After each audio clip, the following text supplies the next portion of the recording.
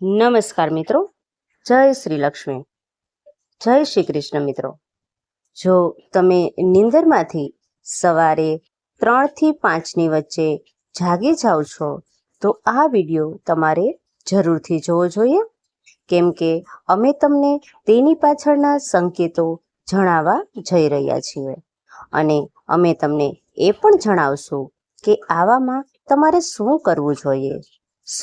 3 થી 5 વાગ્યાની વચ્ચે નીંદર ઉડવી એ સારું માનવામાં આવે છે કે સારું માનવામાં નથી આવતું? અને જો આ સમયમાં નીંદર ઉડી જતી હોય તો તમે આ કામ ન કરો તો તમે જ નુકસાન પહોંચાડી શકો છો.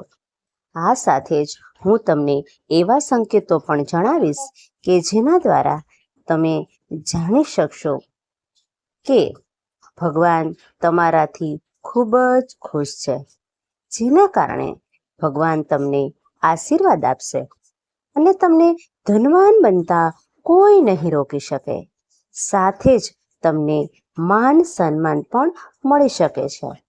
તે માટે હું તમને વિનંતી કરું છું કે આ વિડીયોને તમે ધ્યાનપૂર્વક અંત સુધી ધ્યાનથી જોજો અને જો તમને વિડીયો પસંદ આવે તો અમારી ચેનલ છે એને સબસ્ક્રાઈબ કરવાનું ભૂલતા નહીં. વિડીયોને લાઈક અને તમારા મિત્રો સાથે શેર કરજો. અને જો કૃષ્ણ ભગવાનને તમે માનતા હો ને મિત્રો, તો કોમેન્ટ બોક્સમાં જય શ્રી કૃષ્ણ જરૂર લખજો.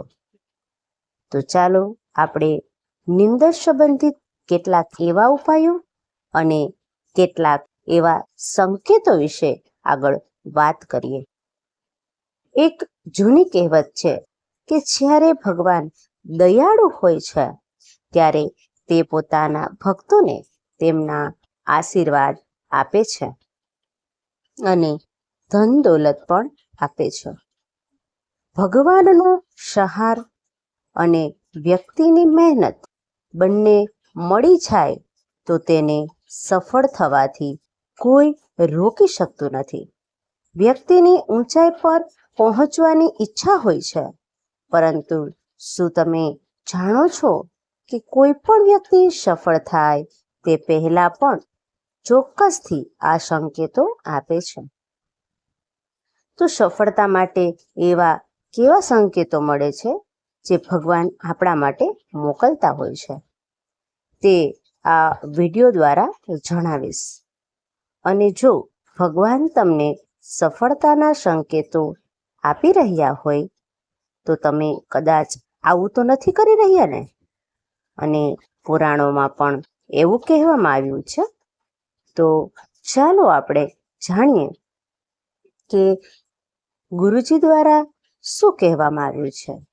જ્યારે પણ કોઈ વ્યક્તિને સારું પરિણામ નથી મળતું ત્યારે ભગવાન તેને ચોક્કસપણે આ સંકેત આપે જ છે. મિત્રો, આપણે 1 નંબરની વાત કરીએ તો કોઈ વ્યક્તિની ઊંઘ અચાનક બંધ થઈ જાય. વારંવાર જો તે રાત્રે 3 વાગ્યા પછી તેમની આંખ ખોલે છે તો આ સંકેતો ખૂબ જ શુભ માનવામાં આવે છે. રાત્રે 3 વાગ્યા પછી દેવી દેવતાઓની શક્તિઓ જાગી જાય છે. તમારું વારંવાર સવારે 3 વાગ્યા પછી જાગવું એ તમારા સફળતાની નિશાની છે. જ્યારે 3 વાગ્યા પછી દેવી દેવતાઓ પાસેથી મળેલું વરદાન ક્યારેય ખાલી જતું નથી. ભગવાન તમારી પ્રાર્થના ચોક્કસપણે સાંભળે છે.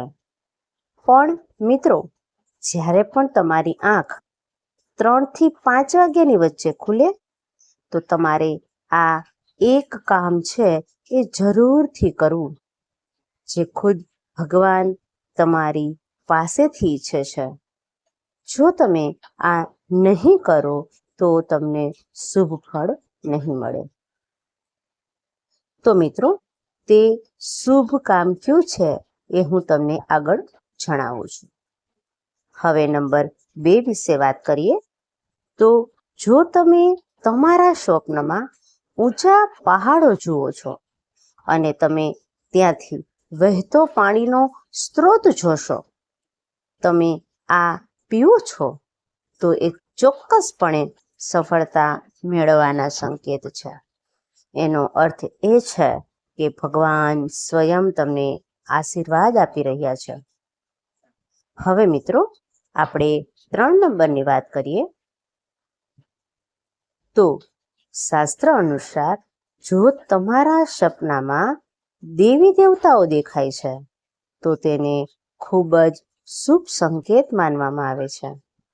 એવું માનવામાં આવે છે કે સપનામાં દેવી દેવતાઓનું આવવું એ ખૂબ જ શુભ અને ફાયદાકારક છે. સ્વપ્નમાં દેવી દેવતાઓનું આવવું એ ધર્મનિષ્ઠ વ્યક્તિ હોવાનો સંકેત આપે છે અને ભાગ્ય જ તેવા લોકો હશે જેમને સપનામાં દેવી દેવતાઓ છે એ દેખાતા હોય અને તે ખૂબ જ શુભ માનવામાં પણ આવે છે.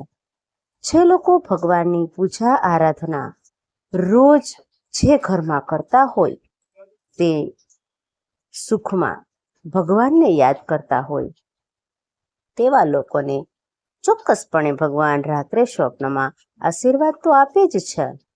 આવા વ્યક્તિને થોડી જ વારમાં સફળતા મળી જાય છે. અને મિત્રો, એક વાતનું ખાસ ધ્યાન રાખજો કે આવા સપના આવે તો આ સપના તમારે કોઈ બીજા વ્યક્તિને ન કહેવા જોઈએ.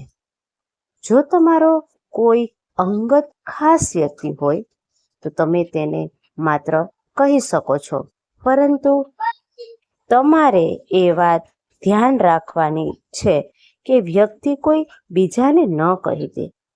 તો ચાલો આપણે નંબર 4 વિશે વાત કરીએ. જો તમને આવનારી ઘટનાઓની પહેલેથી જ સપના દ્વારા જાણકારી થઈ જતી હોય તો તમને આ પૂર્વ સૂચન મળે છે. તો તમારે સમજવું જોઈએ કે દેવી દેવતાઓએ તમને આશીર્વાદ આપ્યા છે. તો મિત્રો, હવે નંબર 5 વિશે વાત કરી લઈએ. જો તમને સ્વપ્નમાં કૌટુંબિક પ્રેમ તમારી પત્ની તરફથી કે પુત્ર પુત્રી અને તમારા પરિવારના તમામ સભ્યો તમારા આદેશનું પાલન કરી રહ્યા છે, તેઓ બધા તમને પ્રેમ કરે છે અને તમે પણ તેમને પ્રેમ કરો છો, તો તમારે સમજી લેવું જોઈએ કે દેવી શક્તિ તમારા ઉપર છે, પ્રસન્ન છે. હવે મિત્રો, આપણે 6 નંબર જોઈએ. જો તમને સપનામાં અચાનક જ લાભ મળે, તમને સંપત્તિ મળે છે અથવા તો તમને પૈસા કમાવાના અલગ અલગ સ્ત્રોતો મળે છે, સપના જોવા મળે છે, તો આ એક શુભ સંકેતો માનવામાં આવે છે. હવે નંબર 7ની વાત કરીએ તો જો તમને સપનામાં કોઈ સુગંધિત વાતાવરણ લાગતું હોય, તમારી આજુબાજુનું વાતાવરણ તમને સુગંધિત દેખાતું હોય અને સ્વચ્છ અને સુંદર દેખાતું હોય, તો સમજો કે ભગવાનની શક્તિઓ તમારી આસપાસ જ છે અને તમને મદદ કરવા માંગે છે. હવે આપણે નંબર 8 વિશે વાત કરી લઈએ. તો સુખદ પવન તમારી આજુબાજુમાં ફૂંકાતો હોય અને તમને સપનામાં એવું લાગે છે કે આજુબાજુમાં પવન ફૂંકાઈ રહ્યો છે, અથવા જો તમને શરીરમાં અચાનક કોઈ ઘસારો જોવા મળે, અનુભવવા મળે, તે પહેલા ક્યારેય ન જ થયો હોય, તો તમારે સમજી લેવું કે ભગવાન દેવી તમારાથી પ્રસન્ન છે.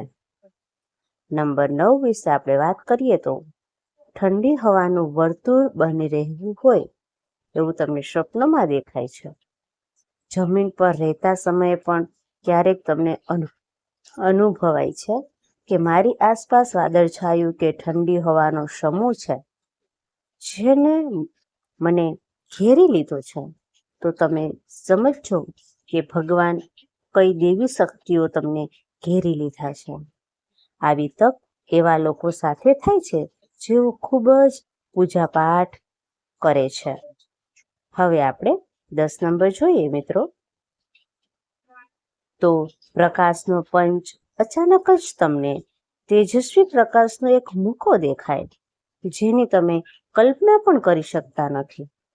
અચાનક જ તમારા કાનમાં મધુર સંગીત સંભળાય છે અને તમને આશ્ચર્ય થાય છે કે અહીં આજુબાજુ તો કોઈ સંગીત છે એ નથી, તેમ છતાં તે તમારા કાનમાં ગુંજી રહ્યું છે. જો તે સીટી વગાડવાની જેમ સંભળાય છે તો પછી તમારે એવું સમજી લેવું જોઈએ કે દેવી શક્તિઓ તમારી નજીકમાં છે અને તમારી સાથે વાત કરવાનો પ્રયાસ કરી રહી છે. આ ઘણી વખત એવા લોકો સાથે થાય છે જેઓ તેમના પ્રિય ભગવાનના મંત્રનો સતત જાપ કરે છે અને ભગવાનમાં શ્રદ્ધા રાખે છે અને ભગવાનને દરરોજ પ્રસન્ન કરે છે. મિત્રો, હવે આપણે 11 નંબર વિશે વાત કરીએ તો કોઈકનો અવાજ સાંભળવો.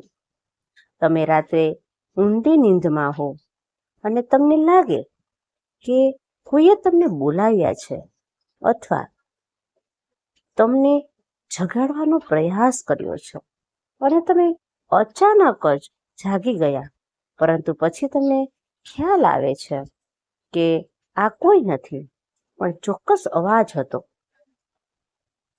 જો તમારી સાથે આવું ઘણી વખત બન્યું હોય ને મિત્રો, તો તમારે એવું સમજી લેવું જોઈએ કે તમે કોઈ અલૌકિક શક્તિ દ્વારા આશીર્વાદ મેળવી રહ્યા છો. આવી સ્થિતિમાં તમારે હનુમાનજી મહારાજનું ધ્યાન અવશ્ય કરવું જોઈએ અને તેમનો આભાર પણ માનવો જોઈએ. હવે મિત્રો, આપણે 12 નંબરની વાત કરીએ તો જો તમે તમારા સ્વપ્નમાં લીલો બગીચો અથવા તો ખેતર જુઓ છો, જો ચારે બાજુ માત્ર હરિયાળી જ દેખાતી હોય તો એનો મતલબ એ થયો કે જલ્દી જ પૈસા મળવાના છે. તેવી જ રીતે જો તમને તમારા સ્વપ્નમાં શંકર મંદિરનો અવાજ સાંભળવા મળતો હોય તો એને એવું સમજવાનું કે કોઈને કોઈ માધ્યમથી તમારી પાસે પૈસા આવવાના છે. હવે મિત્રો, આપણે નંબર 13 વિશે વાત કરીએ તો તમને સ્વપ્નમાં ઘુવડને જોવો છો, એ પણ એક ખૂબ જ મહત્વપૂર્ણ માનવામાં આવે છે. તેને કારણે આપણે ધન સંબંધિત ઘણા લાભો પણ મેળવી શકીએ છીએ અને તેની તક પણ સર્જાય છે અને ધનના યોગો સર્જાય છે અને તમને ધન પ્રાપ્તિ થાય છે. મિત્રો, હવે 14 નંબરની વાત કરીએ તો સ્વપ્નમાં તમે ઘોડા ઉપર બેસેલા જુઓ છો. જો તમે તમારા સ્વપ્નમાં કાળા વાદળોને જુઓ છો અને વરસાદ પણ જુઓ છો તો તેનો અર્થ એ છે કે તમે કોઈ પણ વસ્તુમાં રોકાણ કરશો, તમને ત્યાં નફો મળશે. મિત્રો, સપનામાં સોપારીને જોવી એ સુખ સમૃદ્ધિની નિશાની છે. 15 નંબરની વાત કરીએ મિત્રો, જો આપણે વાત કરીએ તો તમે સ્વપ્નમાં કોઈ નાનું બાળક ફરતું જુઓ છો તો તેનો અર્થ એ થયો કે તમને જલ્દી જ ક્યાંકથી પૈસા મળવાના છે. સ્વપ્નમાં સફેદ કમળ, લાલ કમળ, ચમેલી, ચાંદીની અને ગુલમોહરના ફૂલો જોવા મળે છે તો એ ચોક્કસપણે તમને ભવિષ્યમાં અપાર સંપત્તિના આગમનનો સંકેત મળે છે. ભવિષ્યમાં તમને સુખ શાંતિ મળવાના છે, તે સારો સંકેત માનવામાં આવે છે. 16 નંબરની વાત કરીએ તો એવું માનવામાં આવે છે કે રાત્રે એક ક્ષણ માટે અચાનક વાંસળીની ઘંટડીનો અવાજ આવે તો તે એક શુભ સંકેત પણ છે. એવું પણ માનવામાં આવે છે કે આવો અવાજ સાંભળવો એટલે તમારા ઘરમાં ભગવાનનું આગમન પણ થાય છે. આવી સ્થિતિમાં હરિનામનો પાઠ કરતા સૂઈ જાઓ અને ધ્યાન રાખો કે કોઈ પણ દિવસે તમને આવો અવાજ સંભળાય, આવો કોઈ અવાજ આવે તો તમારે કોઈ બહારના વ્યક્તિને આના વિશે કંઈ પણ કહેવાની જરૂર નથી, અથવા તો તમારે કોઈ પણ વ્યક્તિને આના વિશે કંઈ પણ માહિતી ન આપવી. તમારે તમારા કુટુંબમાં કોઈ પણ વડીલને તમે કહી શકો છો, એ પણ શુભ માનવામાં આવે છે. અને વાંસળીની ધૂન એક પ્રકારે શ્રી કૃષ્ણના આશીર્વાદ પણ મળવાનો સંકેત છે. તો મિત્રો, હવે તમને એ પણ અમે જણાવી દઈએ કે તમારે કયા સમયે સૂવું જોઈએ અને કયા સમયે ઉઠવું જોઈએ, અથવા તો કયા સમયે જાગવું જોઈએ અને કયો સમય શ્રેષ્ઠ માનવામાં આવે છે. તો આપણે વાત કરીએ તો સૂવાનો સમય તમારે 9 વાગ્યા આજુબાજુનો રાખવો જોઈએ. જો તમે 9 વાગ્યે કોઈ કારણસર ન સૂઈ શકો તો તમારે છેલ્લે 11 વાગ્યા સુધીમાં તો સૂઈ જ જવું જોઈએ, કારણ કે તે શુભ સમય માનવામાં આવે છે. અને ઉઠવા માટેનો એ સમય છે કે જ્યારે બ્રહ્મ મુહૂર્તનો સમય ચાલી રહ્યો હોય, એટલે કે સવારે 3 થી 5 વાગ્યા વચ્ચેનો સમય કહી શકાય. અથવા તમે તે સમયે સક્ષમ નથી તો તમે સૂર્યોદય પહેલા ઉઠી શકો છો. સૂવા માટે અને ઉઠવા માટેનો આ યોગ્ય સમય માનવામાં આવે છે અને તેનો ઉલ્લેખ આપણા શાસ્ત્રોમાં પણ કરેલો છે. તો ચાલો મિત્રો, હવે આપણે એ પણ જાણી લઈએ કે સવારે 3 થી 5 વાગ્યા વચ્ચે તમારી નીંદર ઉડી જતી હોય, અથવા તો તમારી આંખ 3 થી 5 વાગ્યાની વચ્ચે ખુલતી હોય, તો તમારે સૌ પ્રથમ કયું કાર્ય કરવું જોઈએ અને આ કાર્યને તમારે ધ્યાનપૂર્વક સાંભળવાનું છે. આ કાર્યને તમે ભૂલતા નહીં. જો આ કામ નહીં કરો તો આ શુભ સમય તમારા માટે છે એ નકામો બની જશે. અને જો 3 થી 5 વાગ્યા વચ્ચેમાં તમારી નીંદર ઉડી જતી હોય તો કોઈ દિવસ ફરીથી સૂવાની ભૂલ ના કરતા. આ પાપ પણ માનવામાં આવે છે. તો તમારે જાગીને સ્નાન કરવું જોઈએ, તમારા રોજિંદા કાર્યોમાંથી નિવૃત્ત થવું જોઈએ અને ભગવાનનું ધ્યાન કરવું જોઈએ અને પૂજા પણ કરવી જોઈએ, કારણ કે આવી સ્થિતિમાં ભગવાન જ તમને જગાડે છે. જો ભગવાન સાથે વાત કરવી હોય તો મિત્રો, તમે તમારી ઈચ્છા ભગવાનને વ્યક્ત કરો. તમારી ઈચ્છા ચોક્કસ પૂર્ણ થશે. પરંતુ જો તમે પૈસાના કારણે અથવા તો રાત્રે મોડે સુધી જાગવાને કારણે તમે વહેલી સવારે 3 થી 5 વાગ્યા વચ્ચેના સમયમાં જાગી